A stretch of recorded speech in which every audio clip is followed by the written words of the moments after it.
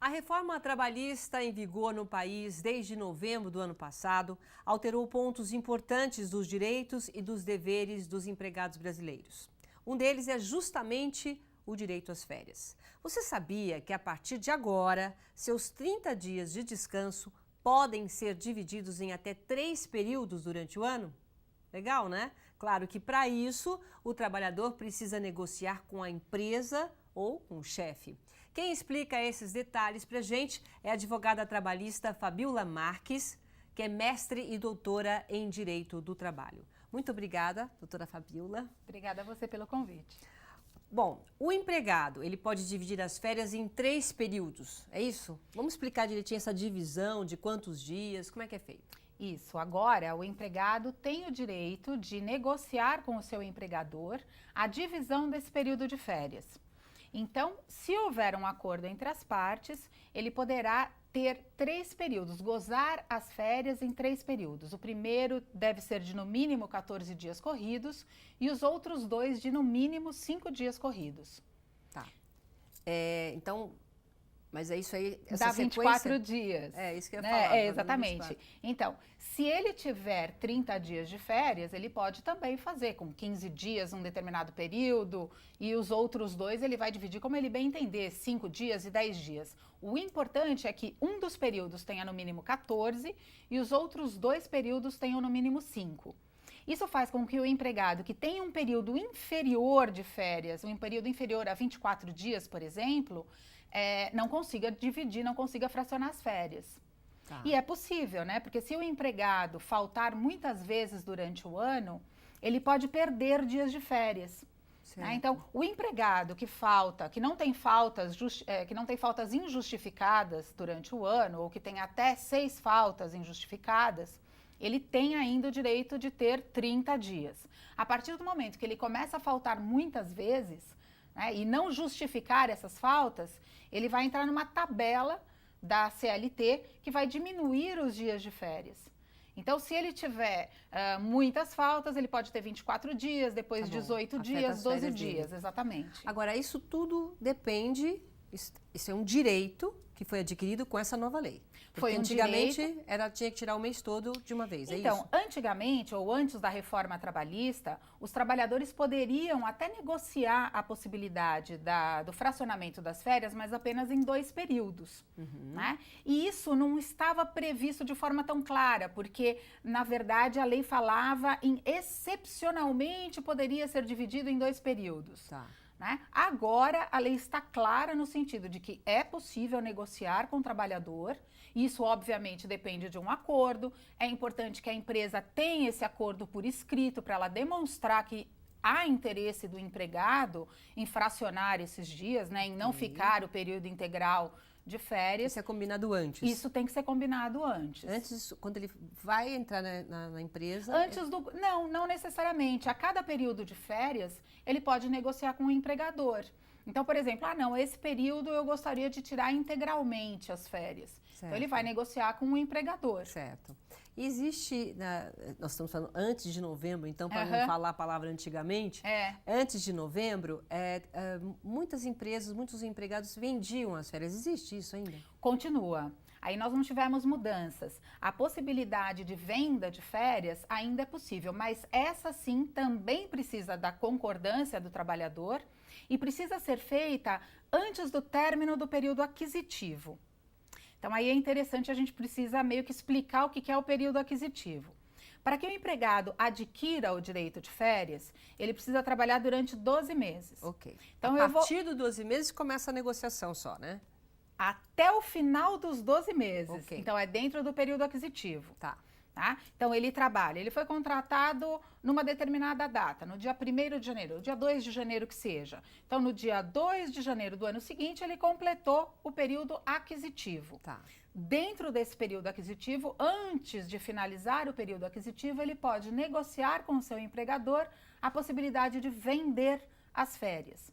Né, de transformar, a gente chama tecnicamente de transformar em abono pecuniário. Nesse caso, ele não tem a liberdade, por exemplo, de vender as férias integralmente. Aí fala assim, esse ano eu não quero tirar férias. Não, não pode. Porque as férias são um direito do trabalhador, mas também um direito do empregador. Certo. Né? Porque o empregador exige que o empregado descanse. Inclusive, ele pode até dispensar o empregado se o empregado arrumar um novo emprego no período de férias. Ele pode ser dispensado por justa causa, né? Porque a obrigação do empregado é descansar nas férias para voltar ao trabalho bem descansado e não correr riscos, por exemplo, de um acidente do trabalho. Certo. Né? Então, ele vai negociar a venda das férias, que pode ser de, no máximo, 1/3. Quer dizer, na verdade, de 1/3. Então, se eu tenho 30 dias de férias, eu posso vender 1/3 das minhas férias. Eu descanso 20 dias e recebo 10 dias em dinheiro. E em relação a acúmulos de férias, tem gente que fala, nossa, eu estou 2 anos sem férias, estou 3 anos sem férias, não tira as férias, não negocia, até porque ele não consegue. Tem muito trabalho, né? Muita demanda. Até quando? Isso mudou alguma coisa? Porque tinha um prazo para você acumular. Também não. Na verdade, como a gente estava falando, você tem um período de direito aquisitivo, que você adquire o direito às férias.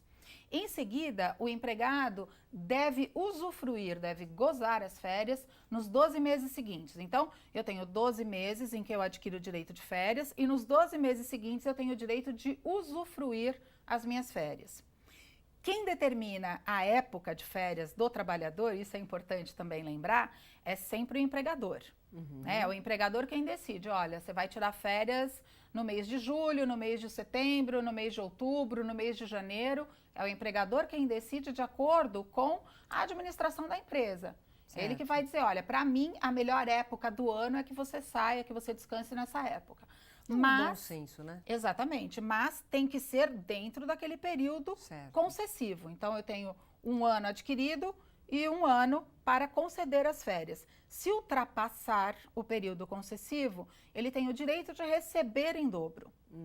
Então, ele não poderá usufruir as férias em dobro, ele continua tendo direito aos 30 dias no máximo, mas ele receberá esse valor em dobro. Por isso que normalmente as empresas ficam, você precisa tirar férias, arruma aí, já passou um ano inteiro e você precisa tirar férias. Agora, uma coisa importante que você falou aqui foi em relação ao direito do empregado, né, do empregador no caso, dar essas férias e também do descanso do trabalhador. Se por um acaso esse trabalhador está de férias e ele posta na internet que ele está trabalhando em outro lugar, isso daí serve como prova muitas vezes, porque ele tem que descansar, né? Pode servir. Então, a lei, ela estabelece o seguinte, que o empregado não pode ter outro emprego específico para aquele período de férias. Tá. Então, é diferente. Se, por exemplo... Um bico, alguma coisa, ele não pode? Um bico ele pode. O que ele não pode é ter um emprego efetivo naquelas férias. Então, eu tiro férias da empresa onde eu trabalho, mas eu vou trabalhar no shopping porque é época de Natal e estão precisando de vendedores. Perfeito exemplo. Isso eu não posso. Isso pode caracterizar justa causa. Por quê? Porque eu tenho que descansar. Quer dizer, o empregador, ele está pagando para o empregado descansar. Inclusive, o salário, né, é o salário que ele normalmente recebe. Né? Se eu recebo comissões durante o ano, eu devo receber as comissões no período de férias. E tenho ainda um valor que é pago a mais. Né? A Constituição Federal, isso desde 1988, estabeleceu que todo trabalhador, quando recebe as férias, né, usufrui as férias, ele tem que receber 1/3 a mais. Então, se eu recebo um salário, uma média salarial de R$1.000, eu vou ter que receber mais R$333 a mais, né, como verba para garantir que eu efetivamente descanse. Para que eu não fique preocupado com o pagamento das contas. Agora, Fabíola, a ideia é essa. Mas isso aí também... as pessoas falam, nossa, como eu tô rica, depois quando passa também esse período, cadê o dinheiro, né? Porque já foi tudo pago anteriormente.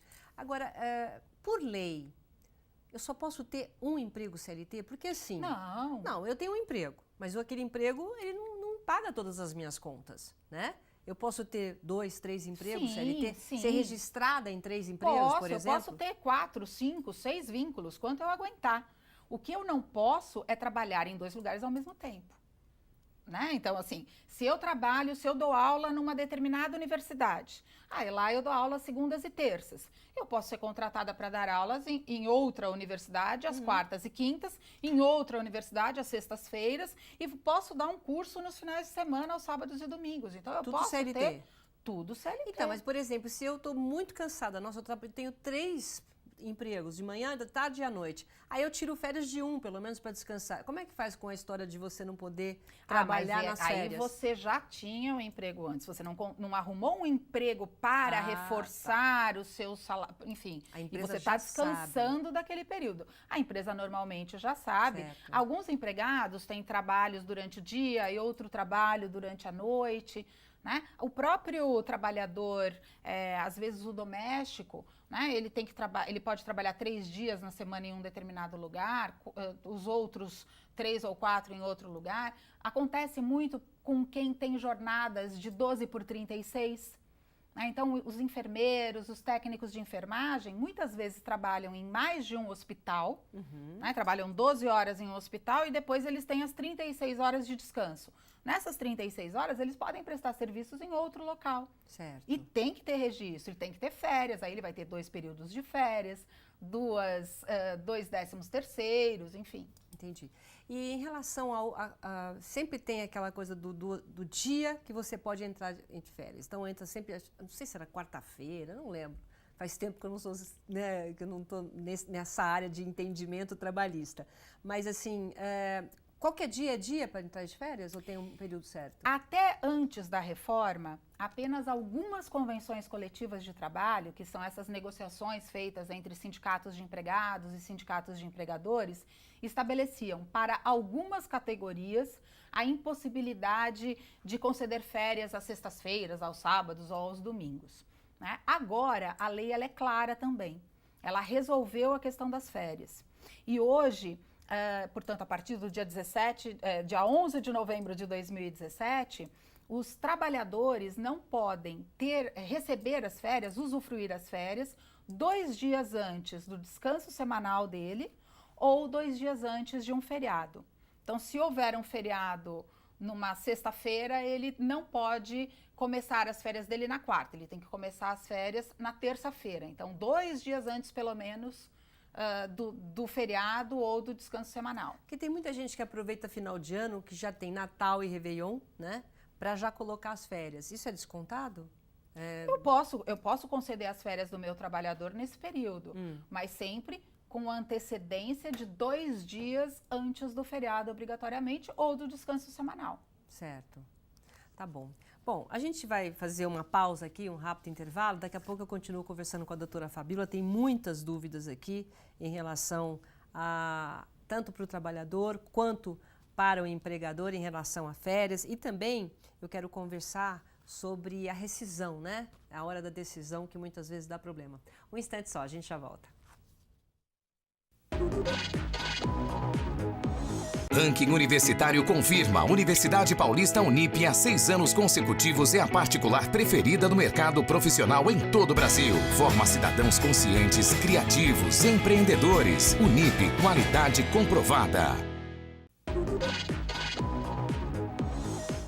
Estamos de volta conversando com a advogada trabalhista, doutora Fabíola Marques, que é mestre e doutora em Direito do Trabalho. Estamos falando especificamente das férias, né? Fazendo uma análise aqui dessa mudança que foi no dia 11 de novembro de 2017 para cá, o que a gente tem que mudou realmente e o que tem de novidade? Então, uma das mudanças importantes, né, que foi divulgada até bastante pela imprensa, é justamente o fracionamento. Certo. Então, a possibilidade de fracionamento das férias em até 3 períodos. Isso foi um ganho, né? Foi um ganho para o trabalhador.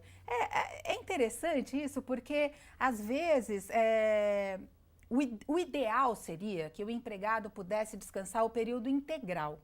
Isso é interessante porque para a saúde do trabalhador, é melhor que ele fique mais tempo e não períodos picados. Sim, né? Com certeza. É um tempo de, às vezes, 5 dias, 6 dias, não são suficientes. Descansar. 1 mês não dá para descansar para ele. Acho que férias tinha que ser 2 meses, mínimo. Pois é, mas não é para todo mundo que esses direitos né, são conferidos. Então, às vezes não é tão bom para a saúde do trabalhador, mas na prática, a maior parte dos trabalhadores tem interesse em fracionar.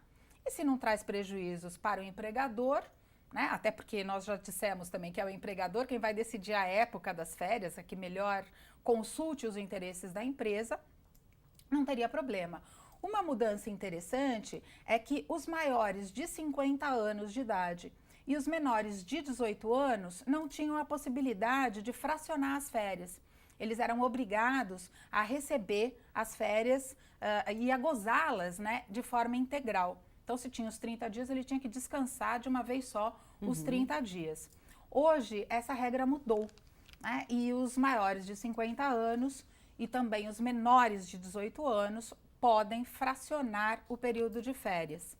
Né? É interessante também que os menores de 18 anos, quando estudantes, eles têm o direito de fazer coincidir as férias com o período de férias escolares. Isso é importante, né, para que ele de fato descanse no período de férias escolares. Uma outra mudança também que é interessante, que na verdade não é bem uma mudança, mas é um direito do trabalhador com relação às férias, são os empregados casados ou que formem uma família que trabalhem na mesma empresa. Né? Essa também é uma questão, porque o empregado, esses empregados que prestam serviços na mesma empresa, se formarem uma família, pai e mãe, pai e mãe não dá, né? Mas pai e filho, mãe e filho, ou um casal, eles podem ter o direito de usufruir as férias também na mesma época. Né? Mas, óbvio, vai depender do empregador. Né? Se o empregador entender que saírem que todos juntos pode trazer um prejuízo, nesse caso ele pode interferir e não autorizar. Agora, falando já em todos juntos, e quando a empresa tem as férias coletivas, que aí é uma norma da empresa? A empresa ela pode garantir as férias coletivas para os trabalhadores, então a empresa resolve fechar, por exemplo, nas festas natalinas, final de ano, exatamente. E isso não teve mudança nenhuma. Não? Não. A gente tem que respeitar, o empregado tem que respeitar a norma da empresa. E ele é comunicado com antecedência, essa comunicação tem que acontecer, ela acontece também para o sindicato. Né? Então, deve existir essa comunicação. Isso é muito importante porque o empregado ele tem que ter conhecimento das férias com uma antecedência mínima de 30 dias, para que ele possa se organizar, inclusive, para as férias. E o pagamento das férias também. Né? E é por isso que muitas vezes no final das férias a gente está sem dinheiro, porque o pagamento ele é antecipado. Então, o salário do empregado no período de férias, ele não é pago até o 5º dia útil do mês subsequente, mas sempre de forma antecipada. Então, 2 dias antes de sair de férias, ele já tem que estar com o dinheiro na mão.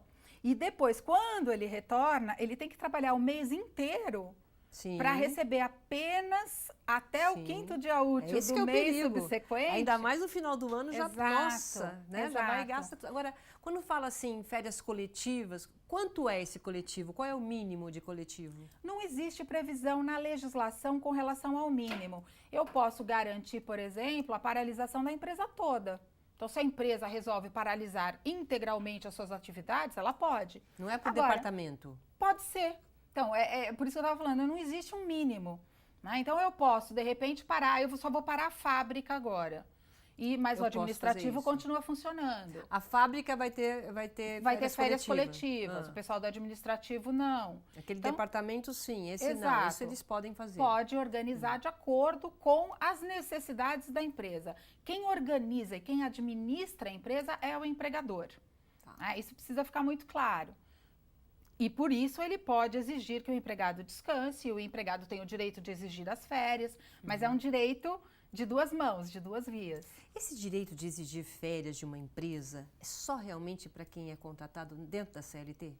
Então, previsto por lei é para quem é seletista. O que quer dizer isso? Para quem está de acordo, para quem trabalha como pessoa física, né, com habitualidade, subordinado às ordens do tomador dos serviços, da pessoa para quem ele presta serviços e recebe salário. Então, se ele tem esses 4 requisitos, ele é empregado e obrigatoriamente está sujeito à CLT, e por isso ele é seletista, a consolidação das leis do trabalho. Agora, existem os autônomos, né? Existem outros tipos de trabalhadores que muitas vezes têm um contrato de prestação de serviços e podem estabelecer períodos de férias, né? Mas aí vai depender da negociação. Então, se o tomador dos serviços vai pagar por aquele período ou não, pode ser negociado. Né? Então, hoje, com a nova lei, tudo tem que ser negociado antes de fazer um contrato? Não é que tudo tem que ser negociado, mas assim, a lei ela estabelece sempre o mínimo, né? Um mínimo que deve ser observado. O que a lei e a reforma tentou garantir é a possibilidade de negociar diretamente com o empregado ou por meio de sindicato, né, mais direitos. Então, eu posso negociar agora bancos de horas diretamente com o empregado, eu posso negociar o fracionamento das férias diretamente com o empregado. Às vezes, eu preciso da participação do sindicato para uma determinada negociação. Se eu sou um trabalhador, por exemplo, que a gente chama agora, né, a gente tem chamado de hipersuficiente, que é o empregado que ganha 2 vezes mais do que o teto da contribuição previdenciária, que hoje está em torno de 5.500, então dá uns 11 mil, quase 12 mil reais. Então, se ele ganha 12 mil reais, ele pode negociar determinados direitos, inclusive fora sem a participação do próprio sindicato. Então, a ideia da reforma foi justamente essa, permitir uma negociação maior, né, com a participação do sindicato e liberando mais as partes, empregado e empregador. Não foi para tirar o sindicato da parada, não, né? Então, é interessante porque nós tivemos e estamos ainda discutindo muitas questões relativas à contribuição sindical. A contribuição sindical prevista pela legislação, ela caiu. Quer dizer, agora é uma faculdade do trabalhador. Isso prevista de forma expressa por lei. Então, o empregado resolve se vai ou não contribuir com o sindicato. Certo. Lembra daquele 1 dia de salário Sim. por ano que a empresa era obrigada a descontar do salário do trabalhador e repassar para o sindicato. A reforma trabalhista trouxe uma mudança enorme nesse sentido, porque ela diz, olha, a empresa você só vai poder descontar se o empregado autorizar. E, obviamente, ótimo. Muitos empregados não autorizaram. Então, E não vai ter nenhum problema para o empregado isso? Então, isso em princípio, ainda não se sabe, porque a reforma, infelizmente, ela foi feita de uma forma assodada e sem uma efetiva discussão na sociedade. Então, os próprios operadores do direito, os advogados, os magistrados, os membros do Ministério Público do Trabalho, todo mundo foi pego de surpresa. Ninguém imaginava que a reforma fosse ser tão ampla como ela de fato aconteceu. Então, ainda nós estamos num momento de adaptação. Mas, na sua opinião, ela beneficiou mais o empregado ou o empregador? Ela beneficia, sem dúvida, mais o empregador. Ela permite que o empregador negocie direitos com uma amplitude muito maior, né? E antes a coisa era bem pautada, bem definida, a né? legislação ela era mais rígida. Agora, a impressão que nós temos é que a legislação está mais móvel. E isso faz com que o empregado acabe na prática, né? E até em função da economia, né? Se nós estivéssemos com uma economia forte, o país crescendo, se desenvolvendo, eu poderia dizer outra situação. Não, agora o empregado ele tem poder de negociar. Na prática, infelizmente, não é muito bem o que a gente vê.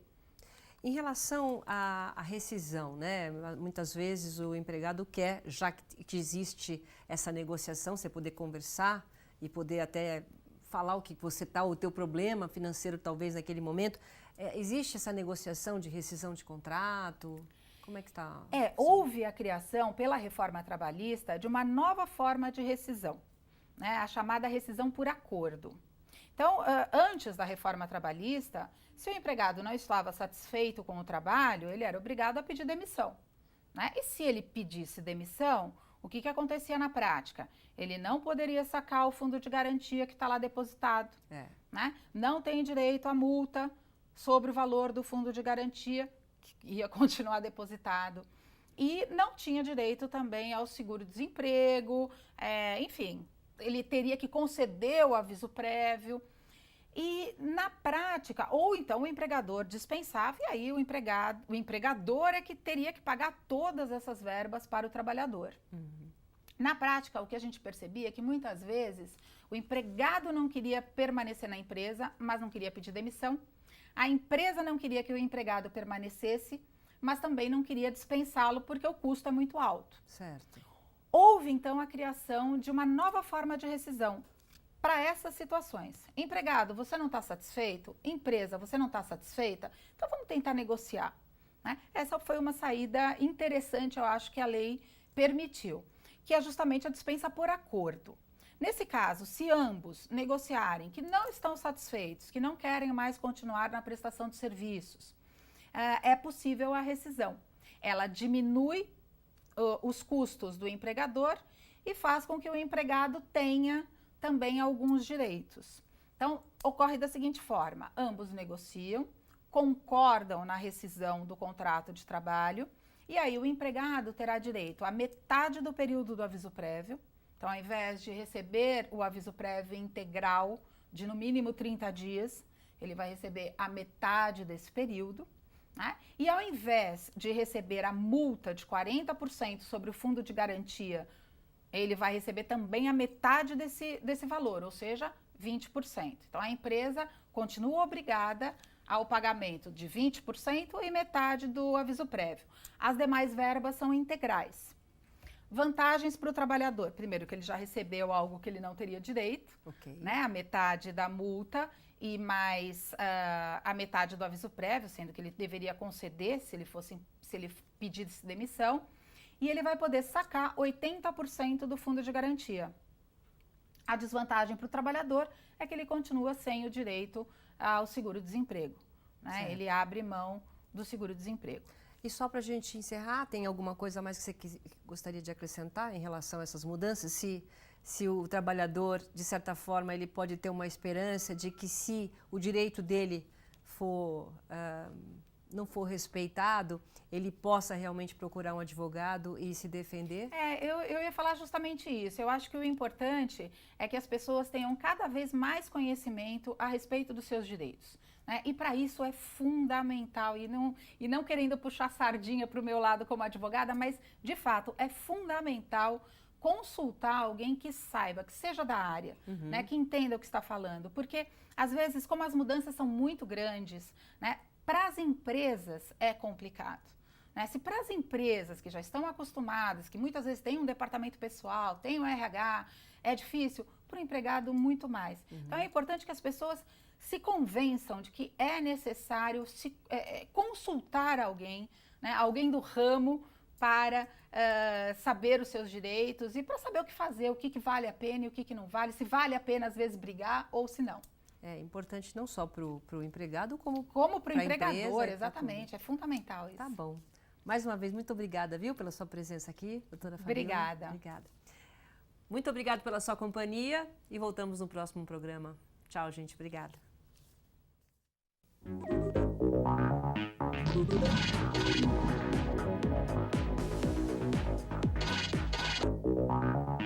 Ranking Universitário confirma: a Universidade Paulista Unip há 6 anos consecutivos é a particular preferida do mercado profissional em todo o Brasil. Forma cidadãos conscientes, criativos, empreendedores. Unip, qualidade comprovada.